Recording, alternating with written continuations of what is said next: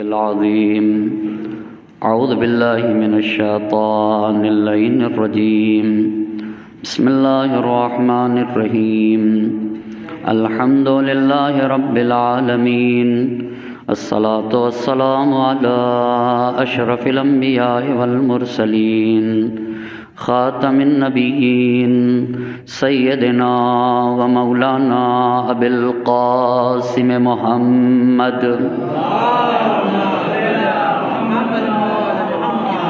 وعلى أهل بيته الطيبين الطاهرين المعصومين ولعنة الله على أعدائهم أجمعين.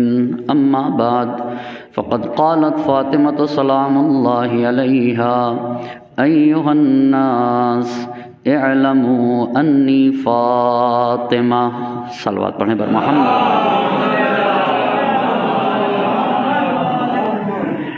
شہزادی دو عالم کے خطبہ فدق سے جس فقرے کو سرنامے سخن قرار دیا ہے، اس میں نبی کی بیٹی کا ارشاد ہو رہا ہے: ایھا الناس اعلموا انی فاطمہ.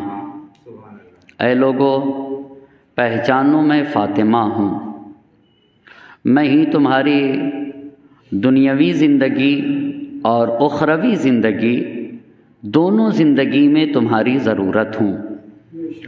فاطمہ ہی پہ تمہاری نجات ہے. معرفت فاطمہ ہی پہ تمہاری زندگی بھی استوار ہے اور آخرت بھی استوار ہے.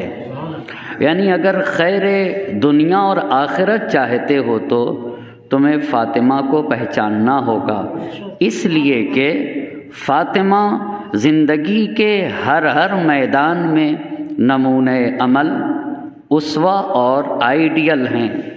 کس طریقے سے خدا سے راز و نیاز کیا جائے، اگر اس میدان کو دیکھنا ہے تو فاطمہ کو دیکھنا ہوگا. قرآن سے کیسا عشق ہونا چاہیے، اس میدان میں بھی نبی کی بیٹی نمونۂ عمل ہے. رسول سے کیسے محبت ہونا چاہیے، اس میں بھی شہزادی دو عالم آئیڈیل ہیں. اور قرآن، اللہ اور رسول کے ساتھ ساتھ خلق خدا کے ساتھ کیسا رشتہ ہونا چاہیے، انسانیت کے ساتھ، بشریت کے ساتھ، سماج اور معاشرے میں زندگی گزارنے کے اصول کیا ہیں، اگر ان اصول کو جاننا ہو تو در زہرا پر آنا ہوگا. اسی لیے آج کی گفتگو میں چند باتوں کو بتانا چاہوں گا. شہزادی نمونۂ عمل ہیں زندگی کے ہر میدان میں. اخلاص کسے کہتے ہیں، شہزادی دو عالم سے پوچھنا ہوگا. زہد و تقویٰ کسے کہتے ہیں، حیات طیبہ فاطمہ کو پڑھنا ہوگا. سادگی کسے کہا جاتا ہے، در فاطمہ پہ قدم رکھنا ہوگا. دین کا دفاع کس طرح سے کیا جاتا ہے، اس میں بھی در شہزادی دو عالم پہ آنا ہوگا. تو زندگی کے ہر میدان میں نبی کی بیٹی آئیڈیل ہیں، اسوا ہیں. تو ترتیب سے اپنی بات کو آپ کی خدمت میں رکھنا چاہوں گا. اللہ سے راز و نیاز کیسے کیا جاتا ہے، بندہ اپنے خالق سے کیسے گفتگو کرے، اور گفتگو میں بھی ایک انسان کو اپنے خالق و مالک سے کیا مانگنا چاہیے اور کس طرح سے مانگنا چاہیے، اس بات کو بتانے کے لیے شہزادی دو عالم حضرت فاطمہ الزہرا سلام اللہ علیہا، شہزادی دو عالم کے اس دعا کو آپ کی خدمت میں پڑھنا چاہوں گا، جہاں شہزادی دو عالم نے اپنی اس دعا کے ذریعے سے یہ بتایا کہ بندے کو اپنے خالق و مالک سے کس طرح سے راز و نیاز کرنا چاہیے، کیسے اللہ سے گفتگو کی جائے، اور گفتگو میں بھی بندہ اپنے خالق سے کیا مانگے. اب شہزادی دو عالم نے مانگ کر کے اور دعا کر کے بشریت کو ایک درس دیا ہے، وہ آپ کی خدمت میں پیش کرنا چاہوں گا. اللہم انی اسألک بعلمک الغیب وقدرتک علی الخلق. اب توجہ کریے گا، سب سے پہلی چیز دو باتوں کا تذکرہ کیا ہے.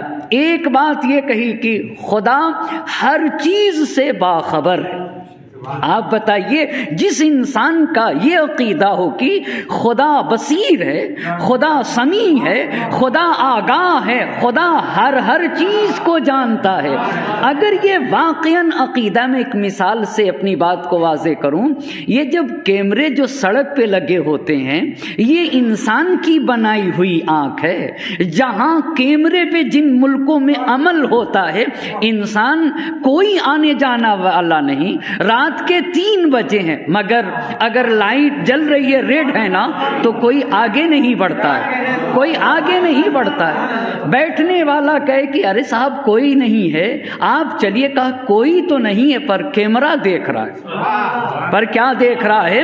کیمرہ دیکھ رہا ہے۔ اس کا مطلب یہ ہے کہ انسان کی بنائی ہوئی آنکھ پہ اتنا اعتماد ہے، یعنی اگر انسان کی بنائی ہوئی آنکھ پہ یقین ہو جائے نا تو زندگی میں فرق آنے لگتا ہے، زندگی میں بدلاؤ آنے لگتا ہے، پھر اصول کو نہیں توڑتا ہے۔ اگر خالق و مالک پہ اعتقاد بڑھ جائے کہ نہیں، میں جہاں بھی ہوں میرا اللہ مجھے دیکھ رہا ہے، میرا خالق و مالک مجھے دیکھ رہا ہے، خدا آگاہ ہے، خدا بصیر ہے اور خدا سمیع ہے، یہی تو عزیزان محترم انسان کی زندگی میں بدلاؤ۔ اچھا، صرف خدا عالم ہی نہیں، ایسا نہیں ہے کہ صرف میرا خدا جانتا ہے، نہیں، جاننے کے ساتھ ساتھ قادر بھی ہے، قدرت بھی رکھتا ہے۔ یہ بڑی بات ہے، زندگی میں بڑی چیز ہے۔ بھئی ہم اور آپ کسی عاجز خدا کو نہیں مانتے، کسی ناتواں خدا کو نہیں مانتے، قادر مطلق خدا پہ ہمارا اعتقاد ہے۔ سو دعا کرنے میں 2 باتیں پہلے بتائی ہیں شہزادی دو عالم نے۔ اے اللہ، تو عالم ہے، تو آگاہ ہے، تو بصیر ہے، تو سمیع ہے، یہ پہلی بات۔ اور صرف عالم ہی نہیں، تو ہر شے کے اوپر قادر ہے، تو ہر شے پہ قدرت رکھتا ہے۔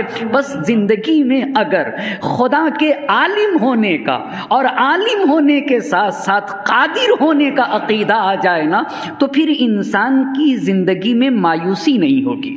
بہت غور کریے گا، مایوسی نہیں ہوگی۔ کیوں؟ بیمار ہو انسان تو اپنے خالق کی بارگاہ میں گڑ گڑائے، وہ ہر شے پہ قادر ہے۔ ایک مرتبہ انسان گڑ گڑا کے تو دیکھے، خدا ہر شے پر قادر ہے، وہ تمہارے مشکلات کو آسان کرے گا۔ میں تاریخ سے ایک مثال دوں گا اور بات کو آگے بڑھاؤں گا۔ یہ بتائیے، کہیں عصا کے ذریعے سے، کہیں لاٹھی کے ذریعے سے سمندر میں راستہ بنتا ہے؟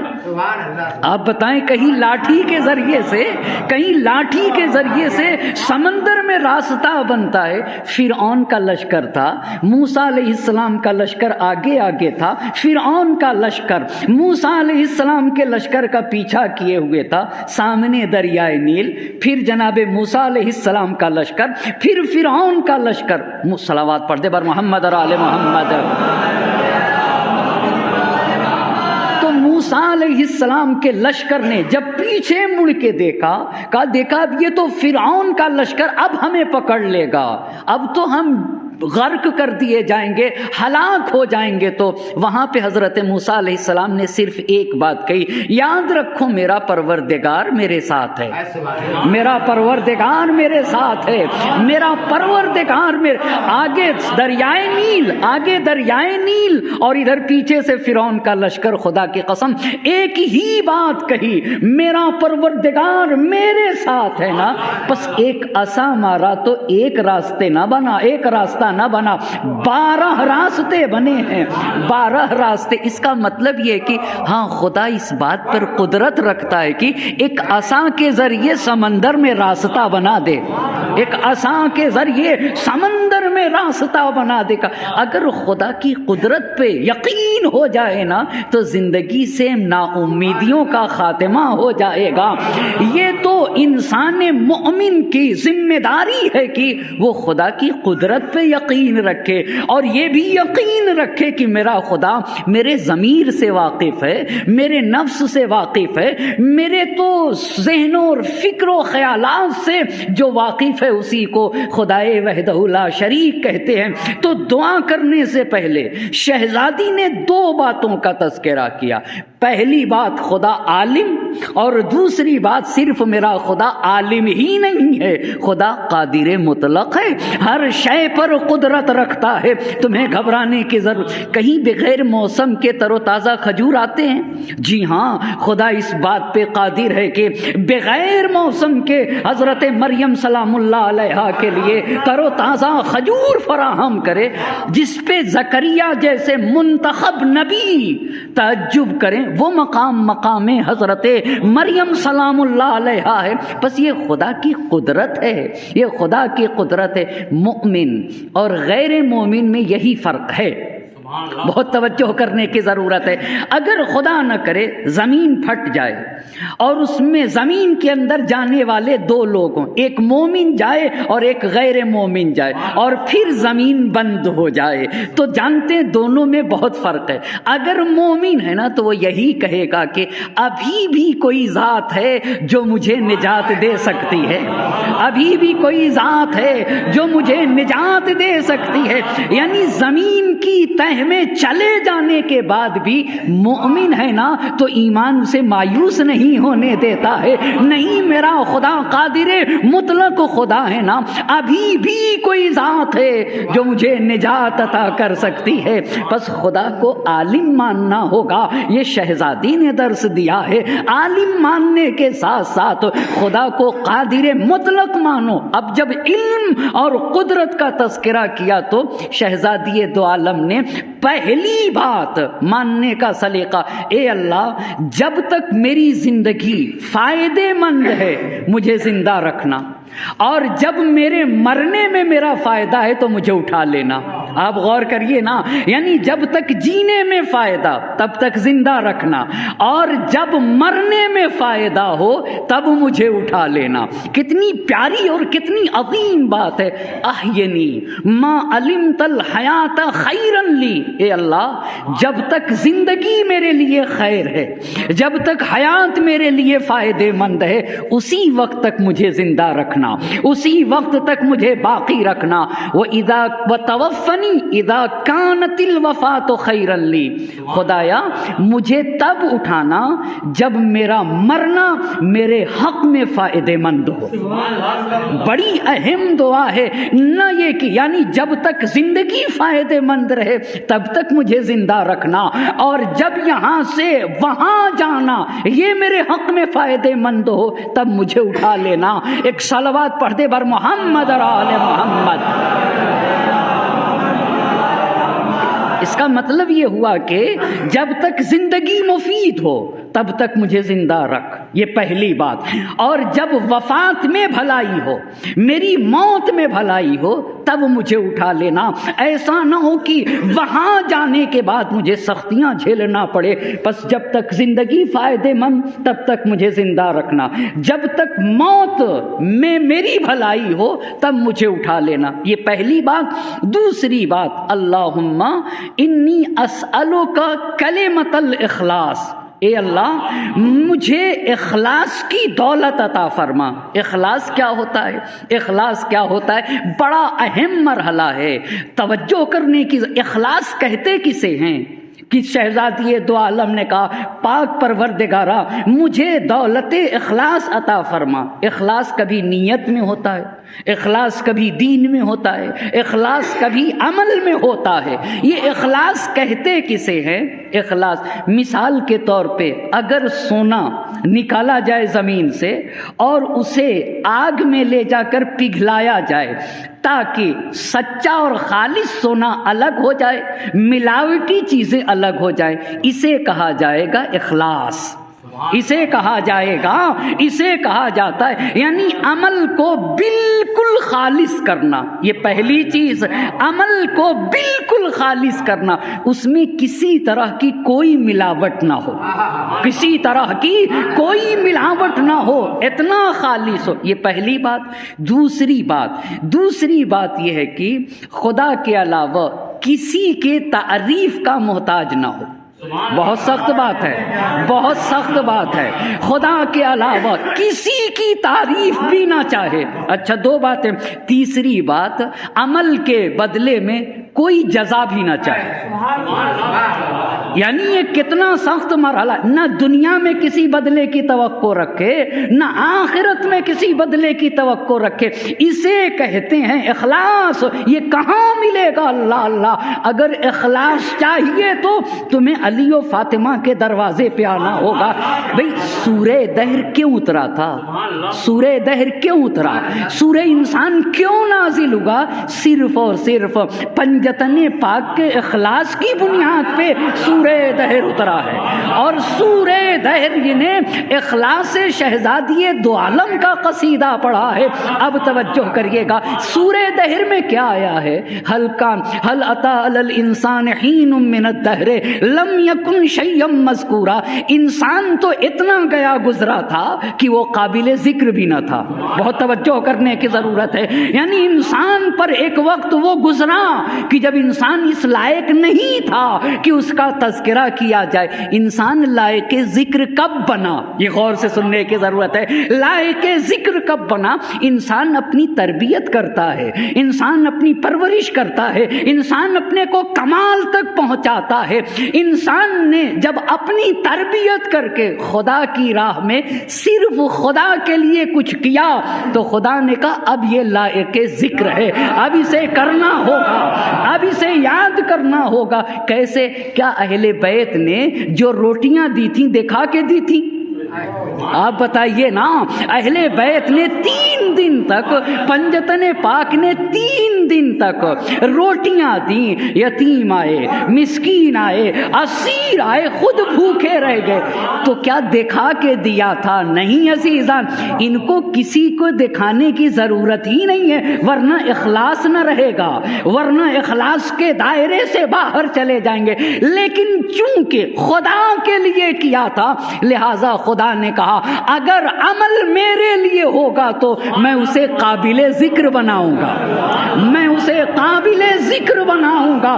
اسی لیے اس عمل کو قرآن میں جگہ دیتے ہوئے کہا وَيُطْعِمُونَ الطَّعَامَ عَلَىٰ حُبِّهِ۔ بہت غور کریے گا، عَلَىٰ حُبِّهِ، یہ لوگوں کو کھانا کھلاتے ہیں، کسی اور کے لیے نہیں۔ عَلَىٰ حُبِّهِ وَيُطْعِمُونَ الطَّعَامَ عَلَىٰ حُبِّهِ، خدا کی محبت میں۔ وَيُطْعِمُونَ الطعام علی حبہ مسکینا و یتیما و اسیرا، یہ تو مسکین کو کھانا کھلاتے ہیں، یہ تو غریب کو کھانا کھلاتے ہیں، یہ تو اسیر کو کھانا کھلاتے ہیں، یہ تو یتیم کو کھانا کھلاتے ہیں۔ پھر کہا قرآن نے انما نطعمکم لوجہ اللہ لا نرید منکم جزاء ولا شکورا۔ ہم تو صرف اور صرف، بہت غور سے سنیے گا، ہم تو صرف اور صرف خدا کے لیے کھلاتے ہیں، نہ تم سے بدلے کی توقع رکھتے ہیں اور نہ ہی شکریہ کی توقع رکھتے ہیں، نہ ہی شکریہ کی توقع رکھتے۔ اس کو کیا کہا؟ یعنی ہمارا عمل، ہم اس عمل کے مقابل میں نہ کوئی جزا چاہتے ہیں، حتیٰ شکریہ کی بھی توقع نہیں رکھتے۔ شکریہ کی بھی میں ایک مثال دوں تو یہ بات واضح ہو جائے گی۔ مثال کے طور پہ میں کسی انسان کے ساتھ 10 مرتبہ عمل خیر کروں، 10 مرتبہ مدد کروں، اور وہ کسی ایک مرتبہ بھی شکریہ نہ کہے، کسی ایک مرتبہ بھی شکریہ نہ کہے، تو ہم آخر میں کہی دیتے اماں 10 مرتبہ اس کی مدد کیا، اتنا گیا گزرا، ایک مرتبہ بھی شکریہ نہیں کہا، ایک مرتبہ بھی اس نے شکریہ نہیں کہا۔ مگر اہل بیت کہتے ہم ایسے نہیں ہیں،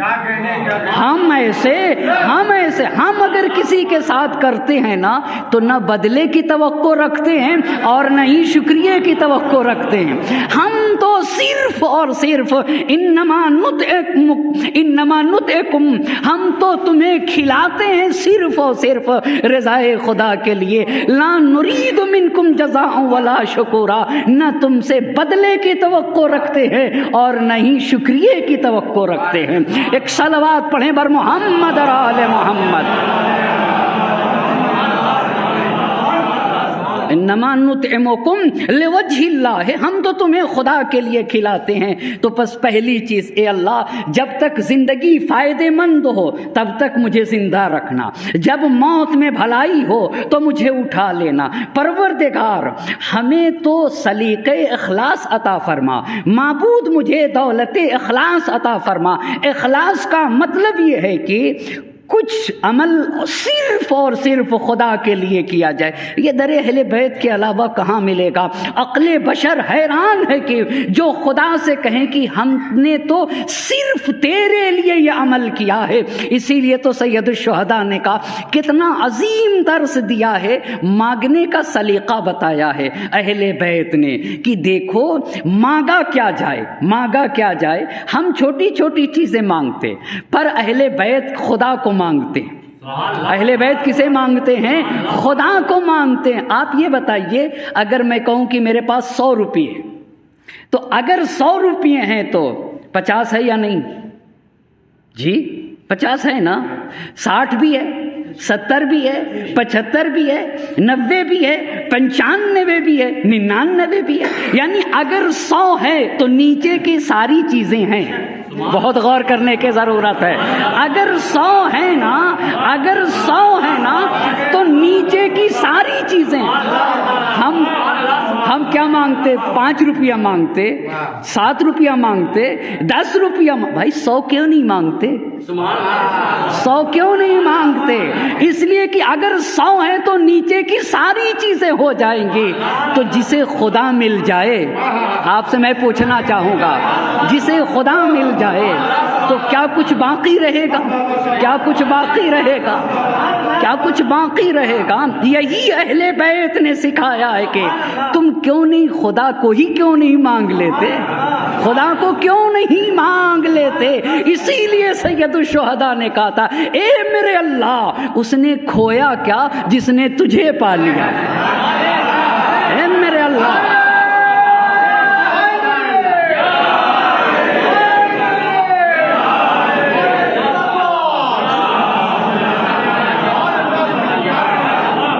اس نے کھویا کیا؟ اس نے کھویا کیا جس نے تجھے پا لیا؟ اور اس نے پایا کیا جس نے تجھے کھو دیا؟ اس نے پایا کیا جس نے خودے کھو دیا؟ اس کا مطلب یہ اہل بیت نے مانگنے کا۔ ہم امام کے جب روضے پہ جاتے تو چھوٹی چھوٹی چیزیں مانگتے، کیوں نہیں امام حسین کو مانگ لیتے؟ مجھے اللہ اپنا حسین دے دے۔ اما اگر حسین مل جائے گا تو سب کچھ مل جائے گا، سب کچھ مل جائے گا، کیونکہ حسین نمائندہ خدا ہے۔ مگر ہم اپنے آقا سے چھوٹی چھوٹی چیزیں مانگتے۔ در اہل بیت پہ، در حسین پہ جا کے حسین مانگنا چاہیے۔ جسے حسین مل جائے گا اسے سب کچھ مل جائے گا، اسے سب کچھ مل جائے گا۔ تو کیوں نہ خدا کو مانگا جائے، کیوں نہ اہل بیت کو مانگا جائے، کیوں نہ حسین کو مانگا جائے، کیوں نہ شہزادی دو عالم کو مانگا جائے۔ تو زندگی جب تک فائدے مند تب تک زندہ رکھنا، جب وفات میں خیر ہو تو اٹھا لینا۔ اللہ ہمیں دولت اخلاص عطا فرما دے کہ زندگی کا ایک عمل تیرے لیے کر دے۔ اللہ اللہ، بڑی عظیم بات ہے۔ اسی لیے شہزادی دو عالم کی زندگی میں تو اپنے سامعین سے یہ کہنا چاہتا ہوں، یہ دن بڑے عظیم دن ہیں، یہ ایام بڑے عظیم ایام ہیں۔ آپ یہ بتائیے، سب سے محبوب ذات زمین کے اوپر ہمارے نبی، اور نبی کے بعد سب سے محبوب بندے کون ہیں اللہ کے؟ نبی کے اہل بیت، علی ہیں، فاطمہ ہیں، حسن حسین ہیں، 14 معصوم۔ یہ وہ ہستیاں ہیں جو اللہ کی سب سے محبوب ہستیاں ہیں۔ تو ایام فاطمیہ کیوں منایا جاتا ہے؟ ایام فاطمیہ کیوں منایا جاتا ہے؟ خدا کی قسم بہت بڑا درس ہے، بہت بڑا درس ہے بھائی۔ نبی کے بعد ان کے اہل بیت سب سے محبوب، اور نبی نے اپنی بیٹی فاطمہ کے لیے کہا، فاطمہ تو اعز الناس علیہ، فاطمہ سب سے زیادہ میرے نزدیک عزیز۔ نبی کی اکلوتی بیٹی، نبی کی ایک، جس کے لیے نبی نے کہا فاطمہ تو بضعۃ منی، فاطمہ میرے وجود کا ٹکڑا ہے۔ اس بیٹی کا جنازہ کیا رات کی تاریکی میں اٹھنا چاہیے؟ کیوں؟ کیا سبب تھے؟ کیا سبب تھے؟ کیا پوری اہل مدینہ کو جمع نہیں ہونا چاہیے؟ سارے سوالات ہیں، ہر فرد بشر کو اس کا جواب۔ اما جب اللہ کی سب سے محبوب خاتون، نبی گرامی کے سب سے عزیز بیٹی کیوں جنازہ تاریکی میں اٹھا؟ کیوں شہزادی نے وصیت کی کہ میرے جنازے میں فلاں فلاں نہ آئے؟ کیوں کہا کہ میرے جنازے کو رات میں اٹھایا جائے؟ کیوں کہا کہ میری قبر کا نشان معلوم نہ ہونا چاہیے؟ یہ سارے سوالات قائم کیے گئے۔ اسی لیے ایام فاطمیہ منایا جاتا ہے کہ جتنے لوگ راہ راست سے ہٹے ہوئے ہیں نا، ان سوالات کے جوابات کو ڈھونڈیں، ان سوالات کے جواب کو ڈھونڈیں، اسی لیے منایا جاتا ہے۔ اس کا مطلب ہے کہ ایام فاطمیہ ہم اس لیے مناتے ہیں کہ تاکہ خدا نخواستہ جو لوگ بھی جن کے یہاں ذرہ برابر ابھی بھی ہدایت کی گنجائش ہے نا، وہ راہ راست پہ آ جائیں، وہ راہ راست پہ آ جائیں۔ بس ایام فاطمیہ ہدایت کا ذریعہ ہے، ایام فاطمیہ ہدایت کا ذریعہ ہے، یہ بڑا عظیم سرمایہ ہے، اس لیے ہم اسے مناتے ہیں۔ لہٰذا جتنا اہتمام کیا جائے، البتہ میں یہ کہنا چاہوں گا جو عظمت ہے شہزادی کے، جو مقام منزلت ہے، جو شان و شوکت ہے نا، اس اعتبار سے ایام فاطمیہ کا اہتمام ہونا چاہیے۔ بس پہلی چیز، میری زندگی تب تک ہو جب تک میرے لیے فائدے مند ہو، اور جب میری وفات میں میری خیر ہو تو اللہ مجھے اٹھا لینا۔ دوسری بات، دولت اخلاص ہمیں عطا فرما۔ اسی لیے اب توجہ کریے گا، جب شہزادی دو عالم کے اخلاص کا مرحلہ تو سمجھیے، نبی کی بیٹی کا یہ آئیڈیل ہے، آئیڈیل زندگی میں کچھ عمل تو، ایک عمل تو اخلاص کے لیے کر دیں، ایک عمل تو خدا کے لیے کر دیں، کسی کی مدد ہی کر دے، اور کسی سے خدا کے، حتیٰ خدا سے بھی یہ کہے کہ اے اللہ مجھے تم سے بھی بدلے کی ضرورت نہیں ہے، میں نے یہ عمل صرف اور صرف تیرے لیے کیا، ہمیں کوئی بدلہ نہیں چاہیے۔ یہی ہے، خدا تو مجھے اپنا بنا لے، یہ وہی بات ہے اخلاص، یعنی تو، میں تجھے چاہتا ہوں، مجھے جنت نہیں چاہیے، مجھے فلاں چیز نہیں چاہیے، مجھے خدا تو چاہیے، اور بس میں تو تجھے چاہتا ہوں، میں تیرا، تو مجھے اپنا بنا لے اور میں تجھے اپنا بنا لوں۔ یہ اخلاص سے حاصل ہوتا ہے۔ اسی لیے فرشتہ آیا نبی کے پاس، آنے کے بعد نبی سے کہا کہ شہزادی سے، یعنی فاطمہ الزہرا سلام اللہ علیہا سے پوچھئے، سنیے کا کہا پوچھئے کہ یہ کیا چاہتی ہیں، کچھ اللہ سے مانگیں تو میں انہیں دوں۔ اب توجہ کریے گا، اگر اللہ میرے پاس یہ کہلواتا کہ مانگو میں دینا چاہتا ہوں تو نہ جانے میں بھی یہی چھوٹی چھوٹی چیزیں مانگ لیتا، مگر نبی کی بیٹی سے جب نبی پاک نے کہا کہ اللہ کا یہ پیغام آیا ہے کہ تم کچھ مانگو، اللہ دینا چاہتا ہے، تو پتہ ہے شہزادی دو عالم نے کیا کہا؟ اخلاص پہ بتا رہا ہوں، شغلتنی ان مسئلتی ہی لذت و خدمت۔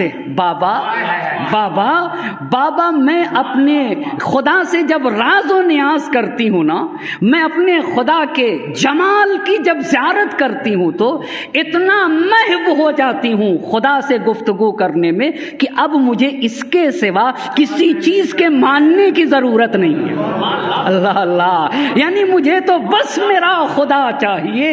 میں اپنے خدا سے راز و نیاز جب کرتی ہوں نا تو اتنا محو ہو جاتی ہوں کہ اب مجھے اس کے سوا کچھ بھی نہیں چاہیے۔ آپ کو اندازہ ایسے لگانا چاہیے، آپ کو پتہ ہے محشر میں جب جائیں گے ہم لوگ اور اللہ نبی کے چہرے کی زیارت کرائے گا، تو کیا آپ نبی کے چہرے کی زیارت کی خوبصورتی کو محسوس کر سکتے ہیں یہاں سے بیٹھ کے؟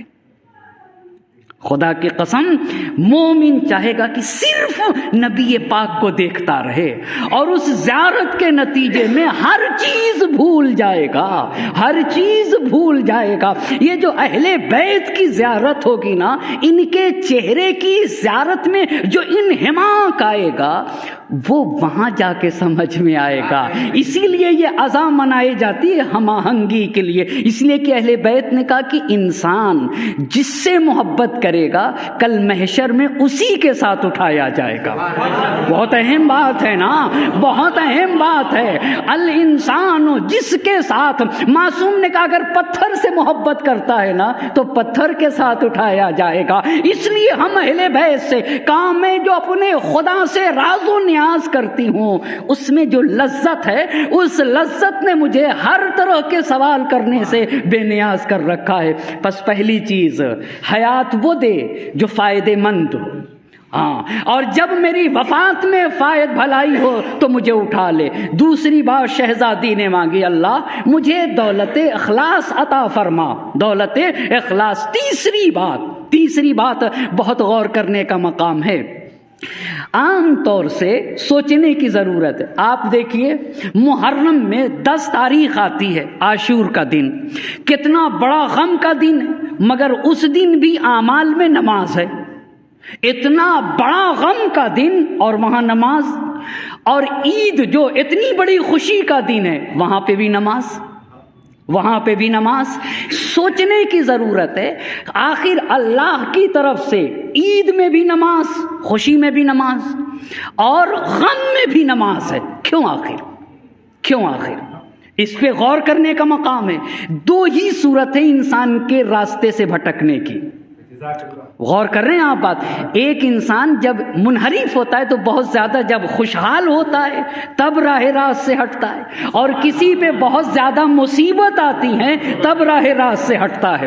یعنی بہکنے کے زیادہ امکانات 2 ہی صورت میں ہوتے ہیں۔ جب آپ دیکھ لیجئے نا، آپ دیکھ لیجئے خوشیوں میں بھی انحراف ہوتا ہے، اور جب بہت زیادہ مصیبت پڑتی ہے تب بھی انسان کبھی کبھی خدا پہ الزام لگانے لگتا ہے۔ بس خوشی اور غم دونوں میں اللہ نے نماز رکھی ہے۔ یعنی دیکھو خوشی میں بھی انحراف نہیں ہونا چاہیے، خالق و مالک سے جڑے رہنا چاہیے، اور مصیبت میں بھی انحراف نہیں ہونا چاہیے، خالق و مالک سے جڑے رہنا چاہیے۔ اسی تیسری بات کو شہزادی دو عالم نے اس طرح بیان کیا، وَخَشْيَتَكَ فِي الرِّضَاءِ وَالْغَضَبِ۔ اے میرے اللہ، دے خوشحالی کے عالم میں بھی اپنا خوف ہمارے دل میں رکھے رہنا، اور غیظ و غضب کے عالم میں بھی تیری خشیت ہمارے دل میں ہونا چاہیے۔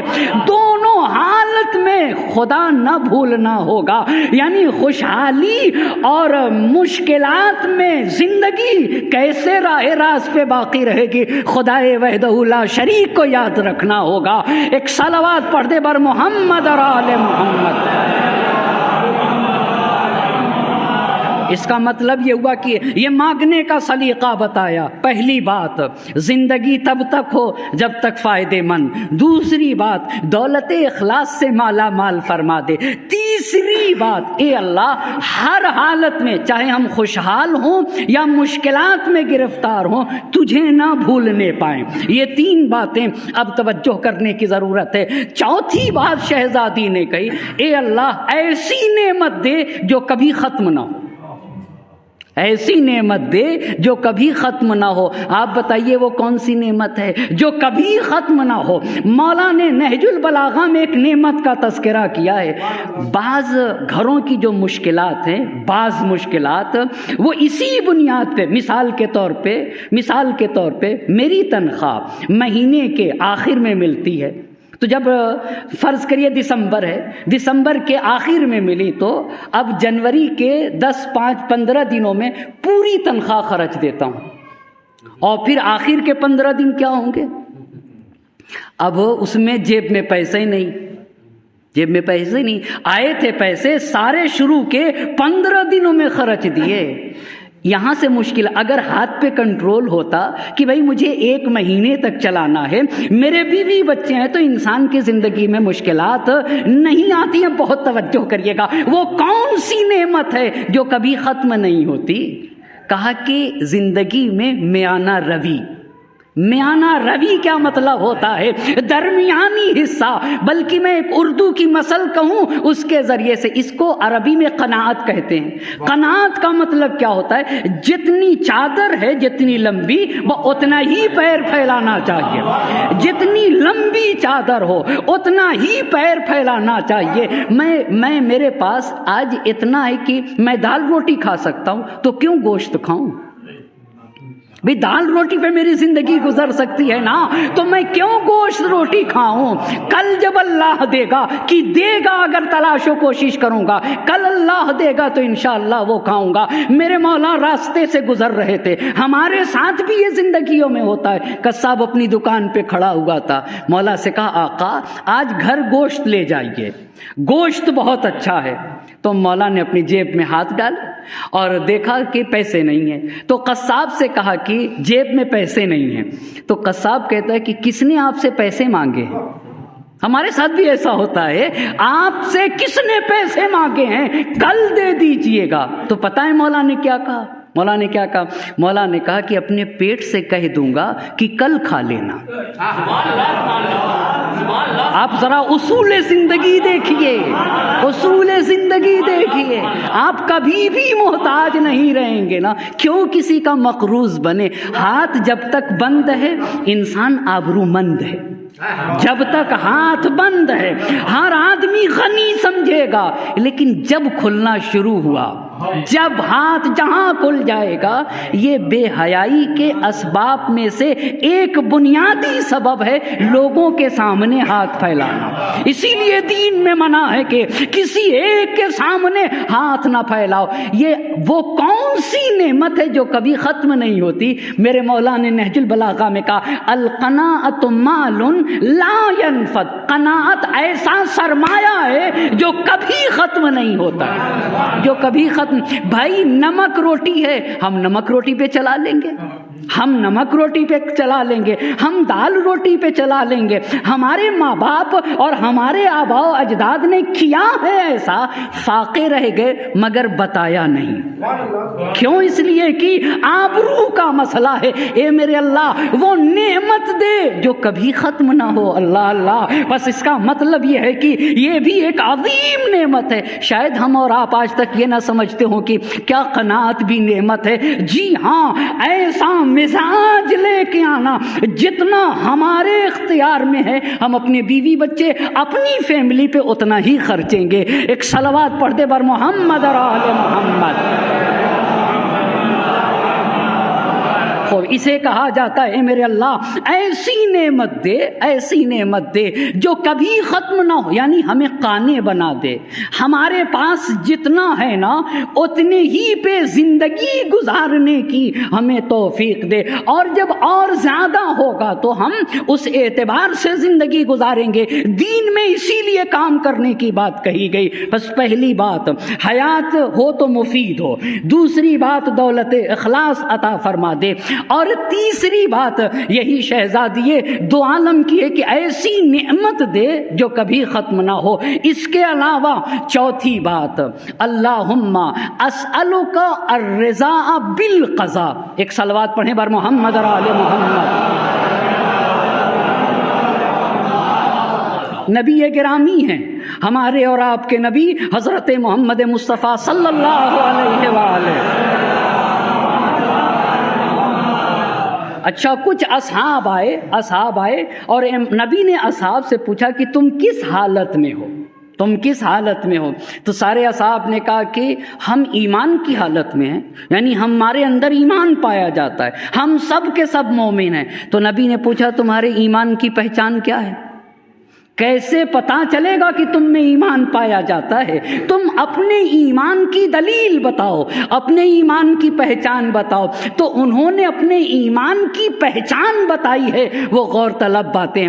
کہا اللہ کے نبی ہمارے ایمان کی پہچان یہ ہے کہ ہم مشکلات میں صبر کرتے، پہلی بات غور سے سننے کا مقام ہے، انسان کو زندگی میں تلاش و کوشش کرنا چاہیے کہ میں مشکلات کا سامنا نہ کرے، لیکن اگر مشکلات آ جائیں تو خدا سے شکوہ اور شکایت نہیں ہونا چاہیے۔ ہمارے ایمان کی پہلی پہچان یہ ہے کہ ہم مشکلات میں صبر کرتے ہیں۔ اچھا، دوسری پہچان یہ ہے کہ اللہ کی نعمتوں پہ خدا کا شکریہ ادا کرتے ہیں، اور تیسری پہچان یہ ہے کہ جو اللہ نے ہمارے لیے معین کر دیا ہم اس پہ راضی رہتے ہیں۔ ہم اس پہ کیا رہتے ہیں؟ راضی رہتے۔ بھائی میں نے تلاش و کوشش کیا، بہت چاہتا تھا کہ کچھ کر لوں لیکن نہیں ہو سکا، تو اب میں کیا کروں؟ خدا کا شکوہ شکایت کروں، اپنی آخرت خراب کروں، یا نہیں یہ مانوں کہ جو میرے حق میں بہتر تھا وہی خالق و مالک نے کیا ہے۔ یہاں پہ روک کے قرآن سے اس واقعے کو نقل کرنا چاہوں گا۔ قارون کو کتنی دولت دی تھی؟ اللہ نے قارون کو اتنی دولت دی تھی کہ تاریخ نے لکھا ہے کہ اس کے خزانے کی جو چابیاں تھیں وہ کئی لوگ مل کے اٹھاتے تھے، ایک انسان سے اس کے خزانے کی چابی نہیں اٹھ سکتی تھی۔ تو لوگ جب دیکھتے تھے کہ ماں اللہ نے قارون کو کتنا پیسہ دیا ہے، بڑا پیسہ دیا ہے، اب یہ قرآن کی آیت ہے، تو لوگ کہتے تھے کاش ہمارے پاس بھی ویسے ہی خزانہ ہوتا جیسا قارون کے پاس ہے۔ اب سنیے گا، قارون کے پاس جب پیسہ تھا تو اللہ قرآن کی آیت ہے کہ تم لوگوں کے ساتھ نیکی کرو نا جیسے اللہ نے تمہیں دیا ہے۔ سنتے جائیے گا، اللہ نے تمہیں دیا، نیکی کرو لوگوں کے ساتھ، لوگوں پہ خرچو۔ تو کہتا کیا تھا؟ انما اوتیتہ علی علم عندی، یہ تو میں نے اپنی عقل سے کمایا ہے۔ ہاں بہت غور کریے گا، یہ تو میں نے اپنی تدبیر سے، اپنے علم سے۔ اچھا تو عقل کس نے دیا تھا؟ شعور کس نے دیا تھا؟ طاقت کس نے دی تھی؟ وجود کس نے دیا تھا؟ یہ ہم بھی کہتے ہیں کبھی کبھی ہم نے اپنی کمائی سے یہ گھر بنایا۔ بھائی صاحب لطف کس کا ہوا تھا؟ اللہ اللہ، لطف پروردگار تھا تب ہم کچھ کر سکیں گے نا۔ ہم نے عزاداری بڑی کی ہے، بڑی شبیداری ہم نے نہیں کی ہے، خدا کی توفیق تھی تو ہوئی ہے، خدا نے توفیق دی ہے۔ توفیق کہاں سے ملتی ہے نا؟ خدا کے یہاں سے۔ تو کہتا تھا اپنی تدبیر سے کمایا ہے، اور جب اللہ کہتا تھا کرو لوگوں کے لیے تو یہ جواب آتا تھا، اور لوگ کڑتے تھے کہ اے کاش قارون جیسا خزانہ ہمارے پاس بھی ہوتا۔ لیکن پتہ ہے خدا نے قارون کے ساتھ کیا کیا؟ پورے محل کے ساتھ اس کو زمین کے اندر دھسایا ہے، آہستہ آہستہ دھساتا گیا محل اور قارون اور تمام مال کو۔ یہ قرآن کے الفاظ ہیں، دھساتا گیا۔ اب جو لوگ تمنا کر رہے تھے کہ ہمارے پاس بھی ہوتا، اب کہنے لگے بڑا اچھا ہوا ہمارے پاس نہیں تھا۔ اب کہنے لگے بڑا اچھا ہوا ہمارے پاس نہیں تھا، اگر ہمارے پاس ہوتا تو ہمارا بھی وہی حشر ہوتا جو اس کے ساتھ ہو رہا ہے۔ اس کا مطلب ہے کہ خدا بہتر جانتا ہے کسے دینا چاہیے اور کسے نہیں دینا چاہیے، وہی خدا بہتر جانتا ہے کسے یہاں دینا ہے اور کسے وہاں دینا ہے۔ ایک صلوات پڑھیں بر محمد اور آل محمد۔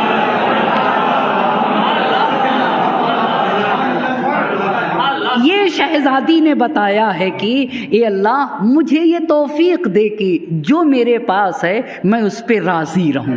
اسی لیے شہزادی کو راضیہ کہا جاتا ہے، اسی لیے شہزادی دو عالم کو بھئی راضیہ کسے؟ جو خدا کے فیصلے پہ راضی ہو۔ اگر مرد ہے تو اسے راضی کہا جائے گا، اور خاتون ہے نا تو اسے راضیہ کہا جائے گا۔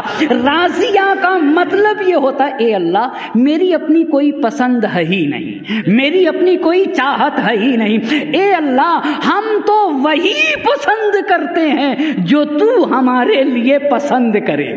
کتنی بڑی بات ہے، ہماری اپنی کوئی پسند نہیں ہے، اے اللہ جو تو ہمارے لیے پسند کر دینا وہی ہماری پسند ہے۔ ایک صلوات پڑھیں بر محمد اور آل محمد۔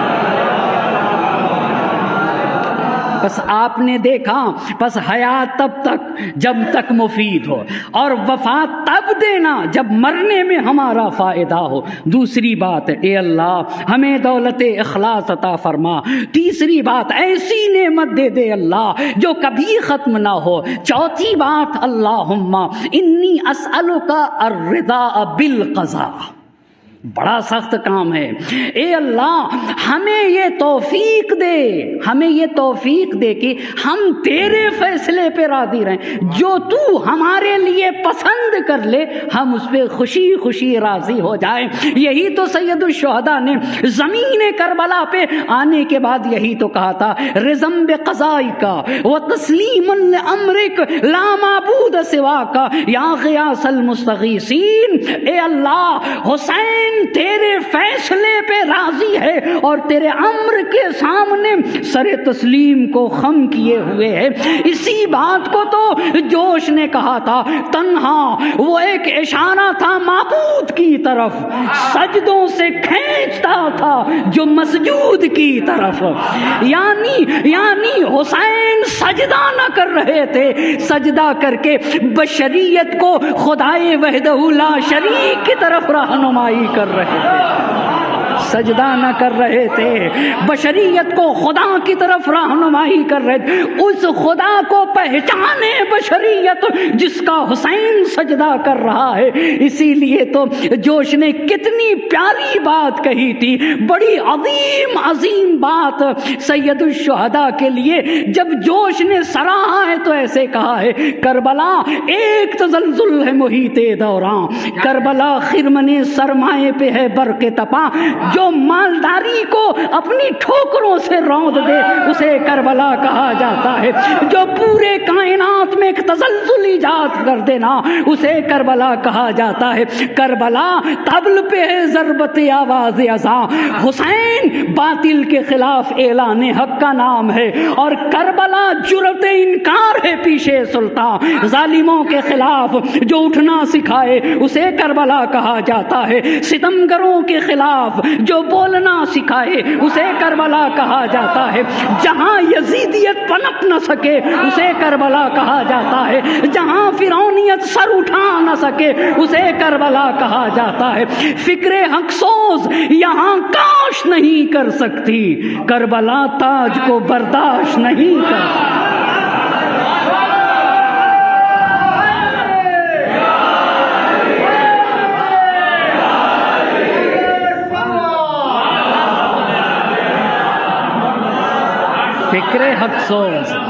فکر حق سوز یہاں کاش نہیں کر سکتی، کربلا تاج کو برداشت نہیں کر سکتی۔ یہ صرف جب ارتباط ہوتا ہے خدا کا، خدا سے بندے کا، تو ایسی طاقت آتی ہے۔ اسی لیے تو جوش نے یہ بھی کہا تھا، تاج نے آل محمد پہ جو روکا پانی، پیاس کے ابر سے یوں ٹوٹ کے برسا پانی، اللہ اللہ، پیاس کے ابر سے یوں ٹوٹ کے برسا پانی، بے دھڑک قصر حکومت میں درایا پانی، بے دھڑک قصر حکومت میں درایا پانی۔ تاج نے آل محمد پہ جو روکا پانی، پیاس کے ابر سے یوں ٹوٹ کے برسا پانی، بے دھڑک قصر حکومت میں درایا پانی، ہو گیا سر سے شہنشاہ کے اونچا پانی، اللہ اللہ، ہو گیا۔ اما اگر سر سے اونچا ہوگا تو حشر کیا ہوگا؟ ہو گیا سر سے شہنشاہ کے اونچا پانی، تاجداری میں اورنگو نگی ڈوب گئی، اللہ اللہ، تاجداری میں اورنگو نگی ڈوب گئی، آسمان سے جو لڑی تھی وہ زمین ڈوب گئی، آسمان سے جو لڑی تھی، تاجداری تاجداری تاجداری میں اورنگو نگی ڈوب گئی،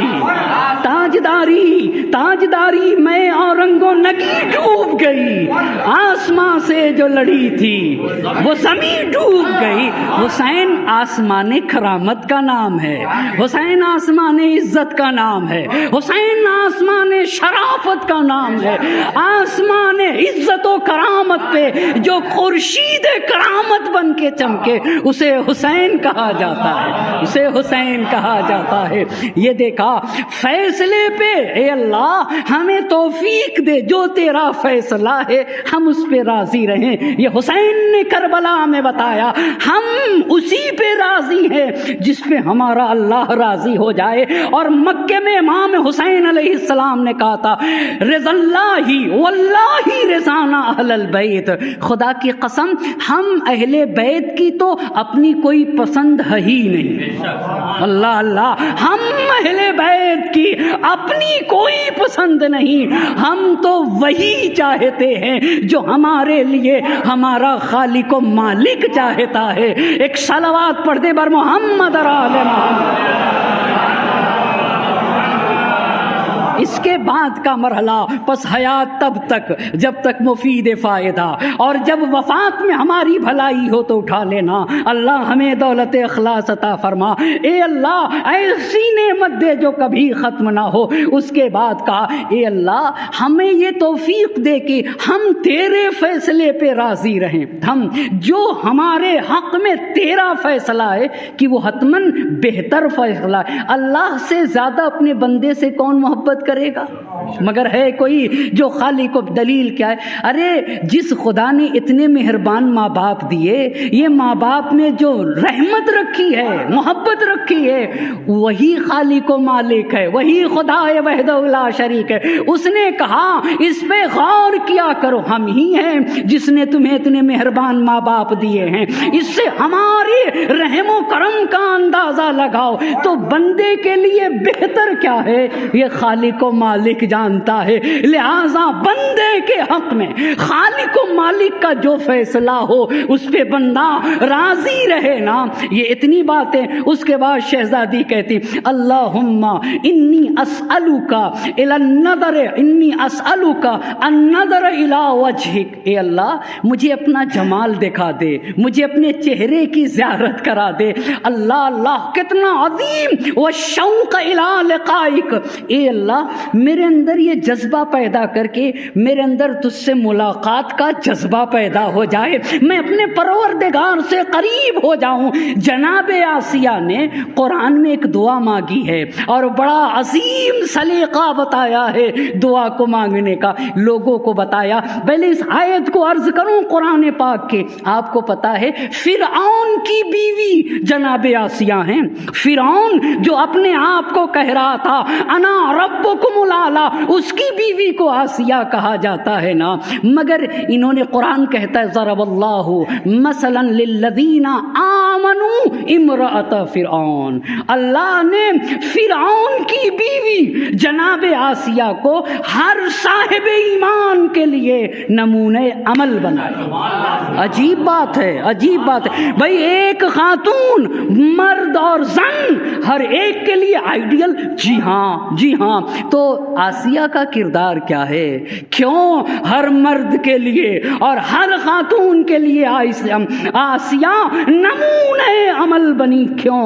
آپ کو پتا ہے اذ قالت رب ابن لی عندک بیتا فی الجنہ ونجنی من فرعون وعملہ ونجنی من القوم الظالمین۔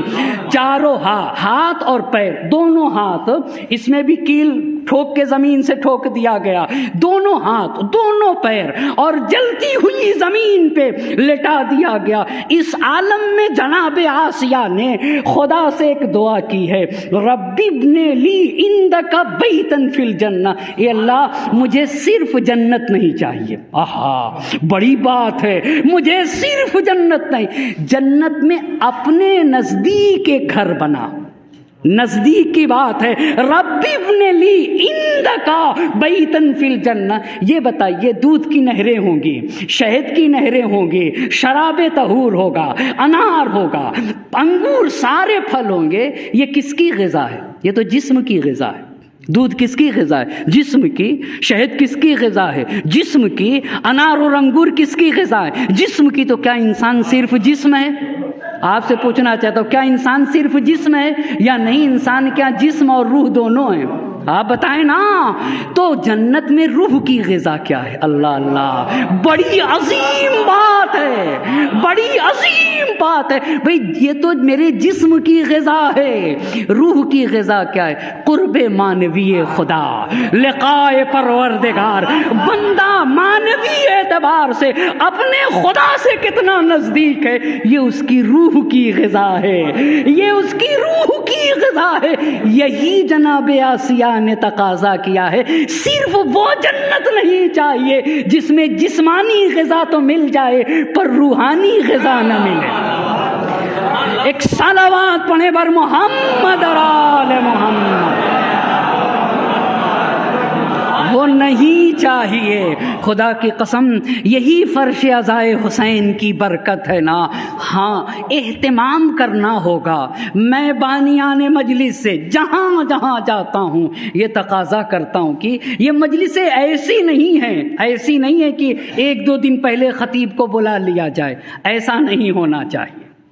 جو حضرات بھی مجالس کا اہتمام کرتے ہیں، میری ان سے دست بستہ گزارش یہ ہے کہ پہلے سے پلاننگ کریے، 1 سال پہلے سے، 6 مہینے پہلے سے، تاکہ آنے والا مکمل آمادگی کے ساتھ سامعین کے 1 گھنٹے لیتا، 1 گھنٹے نہیں، اپنے گھروں سے تیار ہو کے آتے ہیں، پھر جائیں گے، ایک آدمی پہ کم از کم 3 گھنٹے صرف ہوتے ہیں، 3 گھنٹے صرف ہوتے ہیں، اور پھر آنے والا بھی آتا ہے، بانی مجلس بھی اہتمام کرتا ہے، تو یقیناً جہاں تک ہو سکے حق کے مطلب ادا کرنا چاہیے بھئی، جہاں تک ہو سکے حق کے مطلب۔ ہم یہ نہیں کہہ سکتے کہ اہل بیت کے حق کو ادا کر دیں گے، لیکن جہاں تک ہو سکے کم سے کم جب بہشت میں جائیں گے اور اہل بیت کا سامنا ہوگا تو اتنا منہ تو دکھا سکیں گے، ہاں ہم نے پوری کوشش کی تھی بھئی، تبھی تو ہوگا نا، ہاں ہم نے پوری کوشش کی تھی۔ لہٰذا اس پہ غور سے سنجیدگی کے ساتھ سوچنے کی ضرورت ہے، سوچنے کی یہ وہ یونیورسٹی ہے جہاں حق پسند، عدالت پسند، حق گو اور غیور لوگوں کی تربیت کی جاتی ہے۔ جہاں حق گو، حق پسند، عدالت پسند اور غیرت دار اور باحیا لوگوں کی تربیت کی جائے نا، اسی کو فرش عزائے حسین کہا جاتا ہے۔ خدا کی قسم یہ فرش عزا نہیں، یہ کوثر حسینی ہے، یہ فرش عزا نہیں، یہ کوثر حسینی ہے۔ انسان فرش عزا پہ نہیں آتا ہے، کوثر حسینی میں آتا ہے، اور کوثر حسینی میں آ کے نہا نہا کے اپنی روحوں کو طیب و طاہر کیا کرتا ہے۔ اللہ اللہ اللہ اللہ اللہ اللہ، اپنی روحوں کو طیب و طاہر کیا کرتا ہے۔ اے اللہ اپنے جمال کی زیارت کرا دے، یعنی ہمارے اندر یہ توفیق دے کہ معنوی اعتبار سے، روحانی اعتبار سے میرے اللہ ہم تجھ سے قریب ہو سکیں۔ یہ شہزادی نے دعا کی۔ اس کے بعد شہزادی دو عالم نے کہا اللہم زینا بزینت الایمان۔ یہ ہمارے لیے درس ہے۔ آپ کو پتا ہے میں اپنے کو زینت دیتا ہوں کپڑے کے ذریعے سے، ٹھیک ہے، یہ جسمانی زینت ہے، یہ جسمانی زینت ہے نا، ہاں عطر لگاتا ہوں، سینٹ لگاتا ہوں، ہاں یہ ساری چیزیں، مگر روح کو، اپنے پورے وجود کو کس سے زینت دوں؟ شہزادی نے بتایا اللہم زینا بزینت الایمان۔ اے اللہ مجھے زینت عطا فرما، کس کے ذریعے سے؟ نور ایمان سے مجھے زینت عطا فرما دے۔ اچھا تو کیسے اپنے آپ کو آراستہ کیا جائے؟ ساری باتیں عرض نہ کر سکوں گا، لیکن تھوڑا سا اور وقت لینا چاہوں گا۔ کیسے نور ایمان سے زینت دیا جائے؟ میرے نبی نے فرمایا ادبو اولادکم علی حب ثلاث۔ اے لوگو اپنے بچوں میں 3 باتیں ڈالو۔ اللہ اللہ، پہلی بات حب نبیکم، اپنے بچوں کو نبی کا عاشق بناؤ۔ آپ کو پتا ہے خدا کی قسم وہ انسان مرا ہوا ہے جس کے دل میں حب نبی کا چراغ نہ جلے. وہ انسان مردہ ہے، وہ انسان مردہ ہے جس کے دل میں حب نبی کا چراغ نہ جلے. اے لوگو اپنی بچوں کی تربیت کرو ایسی کہ تمہارے بچے عاشق نبی بنے. بہت عظیم مرحلہ ہے، بہت بڑا درس ہے اس حدیث میں. یقیناً ایک مکمل گفتگو ہے. عاشق نبی بناؤ، وحب اہل بیت ہے، اور ان کے اہل بیت کا عاشق بناؤ. نبی کا عاشق، نبی کا عاشق. اور کس کا عاشق بنایا جائے؟ اہل بیت نبی کا عاشق. عشق کی بات ہے، بے خطر کود پڑا آتش نمرود میں عشق. اللہ اللہ، عشق جب ہوتا ہے نا، ایک میرے چھٹے امام کے صحابی نے عشق کسے کہتے ہیں اسے بتانا چاہوں گا. چھٹے امام کے صحابی نے ایک انار کو دو ٹکڑے کیے. عشق اور ایمان کسے کہتے ہیں؟ اور امام صادق علیہ السلام سے کہا، میرے امام سے کہا آقا اگر آپ کہہ دیں گے کہ یہ حلال ہے یہ حرام ہے تو میں مان لوں گا. اللہ اللہ اللہ اللہ اللہ اللہ. ایک ہی انار کے دو ٹکڑے کر کے کہا اگر آپ کہیں گے. اس کا مطلب ایمان وہی ہوتا ہے کہ جو وہ کہیں اسے مان لیا جائے. وہ معصوم ہیں جو وہ کہیں تسلیم ہو جائے. یہی تو ایمان ہے، یہی تو. اور پھر کر کے بھی دکھایا نا. آنے والا جب آیا تو ایک سے کہا تنور میں کود جاؤ، سوچنے لگا. دوسرے سے کہا بغیر سوچے کود گیا. اب یہ پریشان کہ پتہ نہیں جل رہا ہوگا یا کیا ہو رہا، اور وہ آرام سے بیٹھ کے ذکر الہی میں مشغول ہے. اللہ اللہ. اس کا مطلب ہے تم نے معصوم کو نہیں پہچانا. معصوم ہلاکت کا حکم نہیں دیں گے. میں معصوم، اللہ اللہ، معصوم. کہاں تمہاری معرفت گئی، کہاں تمہاری؟ مگر معصوم ہلاکت کا حکم دیں گے. معصوم ہلاکت کا حکم نہیں دیتا. تم نے پہچانا ہی نہیں امام معصوم کو. تم سوچنے لگے آگ میں جانے کا حکم دے رہے. ارے بھائی دنیا کا اختیار ان کے ہاتھ میں ہے نا، یہ آگ میں جانے کا حکم نہیں دیں گے. اسی لیے شاعر نے کہا تھا بے خطر کود پڑا آتش نمرود میں عشق. آپ کو پتا ہے ابراہیم خلیل خدا جب منجنیق سے ہٹے اور ہوا میں معلق آگ میں جا رہے تھے نا، درمیان میں فرشتے نے پوچھا ضرورت ہے بچا لوں؟ اللہ اللہ اللہ اللہ. اما آگ میں جاتا ہوا نبی، آگ میں معلق نبی، اور پوچھا جبرائیل نے حاجت ہے مدد کروں؟ کہا حاجت ہے مگر تم سے نہیں. اللہ اللہ اللہ اللہ. حاجت ہے مگر تم سے نہیں. میری حاجت تو میرے پروردگار سے ہے، وہ میرا پروردگار مجھے بچا لے گا. بے خطر کود پڑا آتش نمرود میں عشق. عقل تھی محوے تماشائے لبے بام ابھی. یعنی عقل چھت کے اوپر کھڑی سوچ ہی رہی تھی. عشق اور عقل کا فرق بتایا. اگر عشق ہے تو سوچے گا نہیں. بہت توجہ کریے گا. اگر عشق ہے نا، عشق کا مرحلہ عقل سے آگے کا ہے. اگر عقل ہے تو سوچے گا جاؤں نہ جاؤں، کودوں نہ کودوں، جل جاؤں گا. مگر اگر عشق کے مرحلے میں قدم رکھ دیا نا تو عقل چھت پہ بیٹھ کے تماشا ہی دیکھتی رہے گی اور عشق کود جائے گا. ایک صلوات پڑھیں بر محمد اور آل محمد. ادبوا اولادکم علی حب ثلاث. 3 چیزوں کا عاشق بناؤ. پہلی بات عاشق نبی بنا دو، دوسری بات عاشق اہل بیت، اور تیسری بات عاشق قرآن بناؤ. اللہ اللہ اللہ اللہ. وقراءت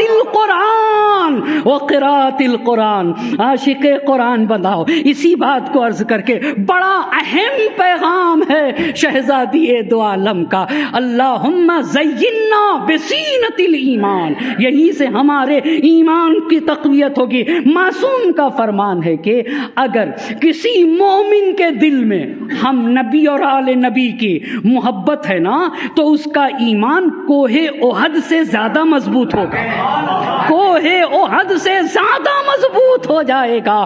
اور اگر ہم اہل بیت کے عشق کا چراغ نہ جلے تو جیسے پانی میں نمک پگھل جاتا ہے نا، ایسے اس کے وجود سے ایمان نکل آئے گا۔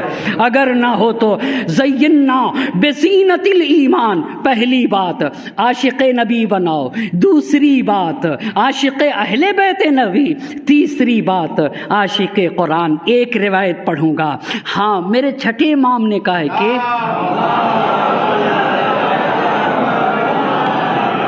میرے امام کا فرمان ہے کہ مومن کے لیے دو ہی صورت ہے، مومن کو مرنا نہیں چاہیے، صرف دو صورت میں مرنا چاہیے، یا تو قرآن سیکھتا ہوا مرے یا قرآن سکھاتا ہوا مرے۔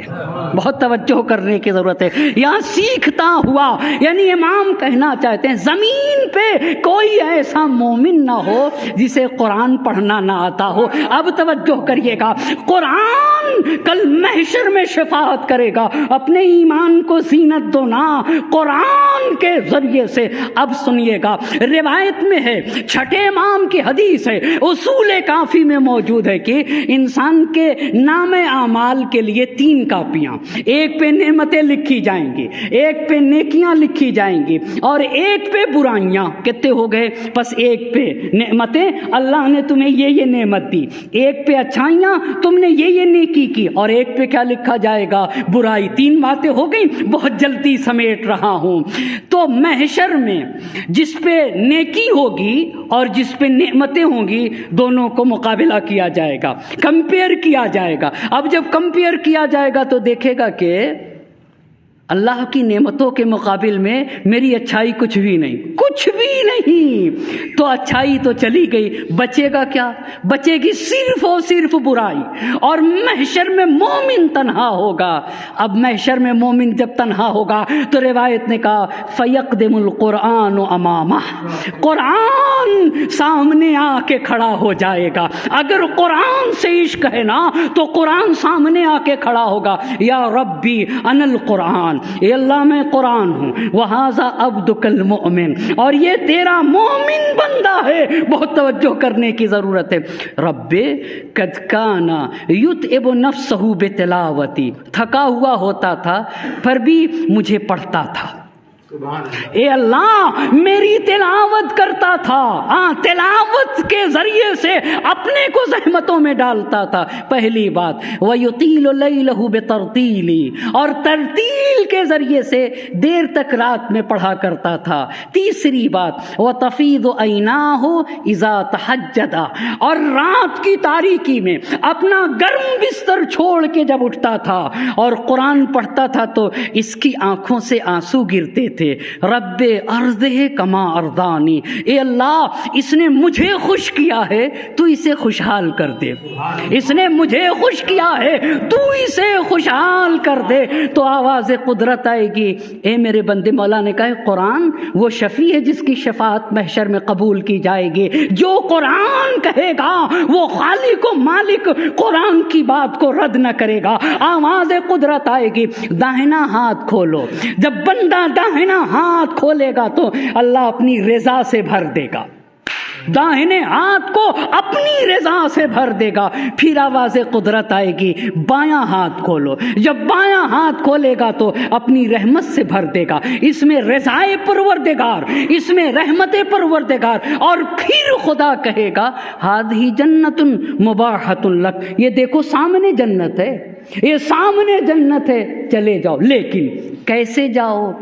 اقرا ورفع، اقرا ورفع، قرآن کی آیت پڑھتے ہوئے جاؤ۔ اللہ اللہ اللہ اللہ، قرآن کی آیت۔ پتہ ہے کیوں؟ اس لیے کہ ترتیل سے پڑھنے کو کہا جائے گا۔ ترتیل نہ بہت زیادہ تیز اور نہ ہی بہت زیادہ سلو، درمیانی راستہ۔ اعوذ باللہ من الشیطان الرجیم، بسم اللہ الرحمن الرحیم۔ کا ترتیل سے پڑھو قرآن کو، اقرا پڑھو، اور پھر اسی آیت کے ذریعے سے بہشت میں تمہارے درجات بلند ہوں گے۔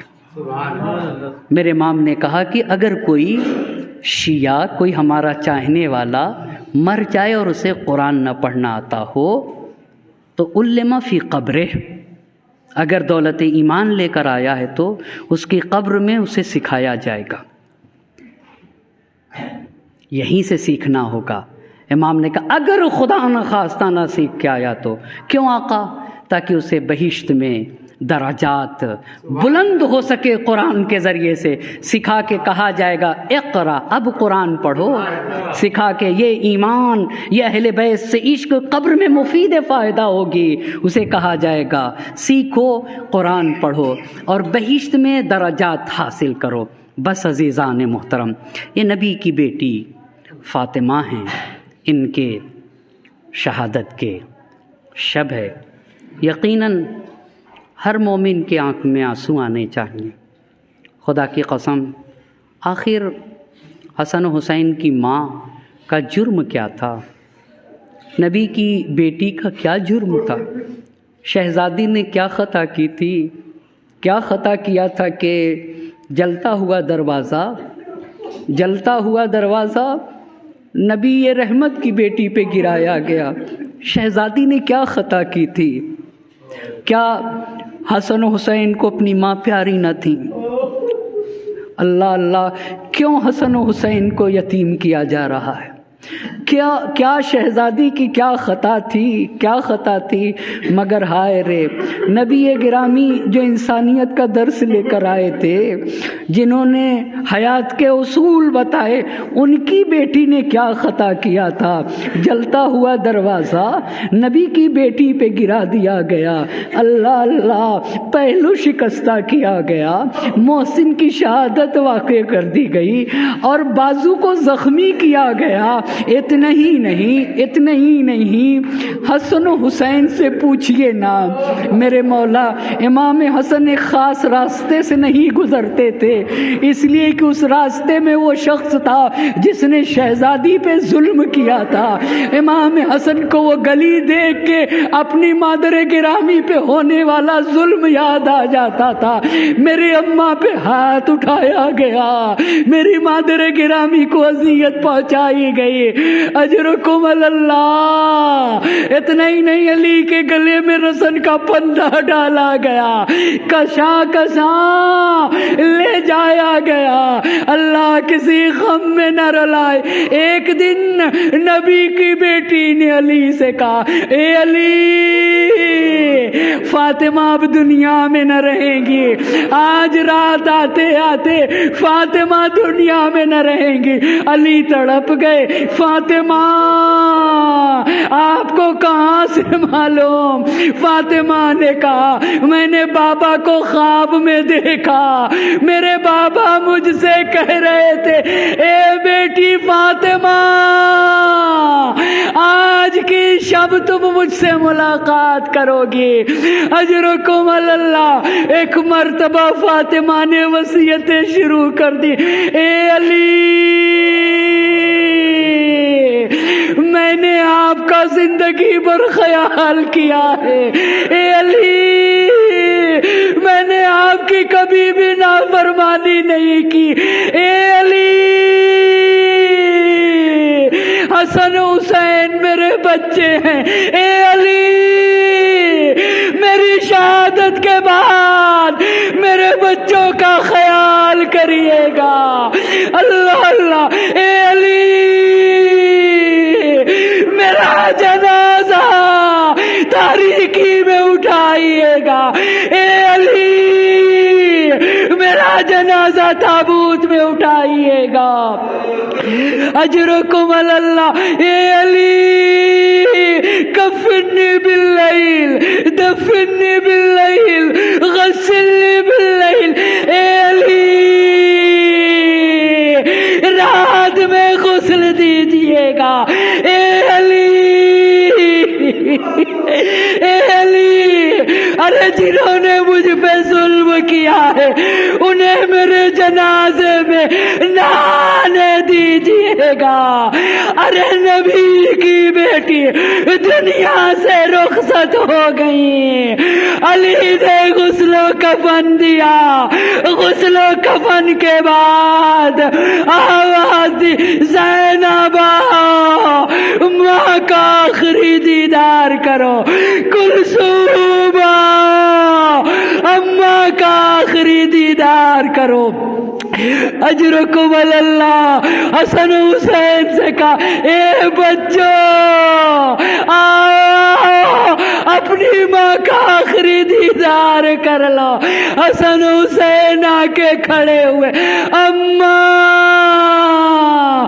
جب تک آپ بولیں گی نہیں ہم آپ سے رخصت نہ ہوں گے۔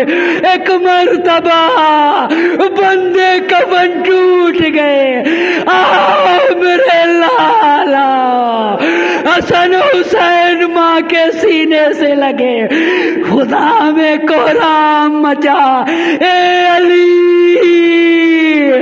حسن حسین کو ماں سے جدا کریے ورنہ قیامت آ جائے گی۔ حسن حسین کو جدا کیا، رات کی تاریکی چاہیے، جنازہ اٹھایا، سپرد لحد کیا، نبی کی قبر کا رخ کیا۔ اللہ کے نبی علی کو معاف کریے گا، جیسی امانت لی تھی ویسی واپس نہ کر سکا، آپ خود فاطمہ سے پوچھئے گا۔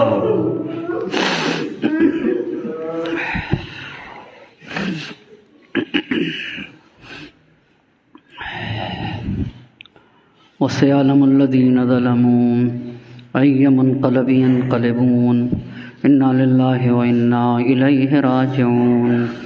الہی بحق الزہراء وابیہا وبعلہا وبنیہا والسر المستودع فیہا 10 مرتبہ بسمک یا اللہ یا اللہ یا اللہ یا اللہ یا اللہ یا اللہ یا اللہ یا اللہ یا اللہ یا اللہ۔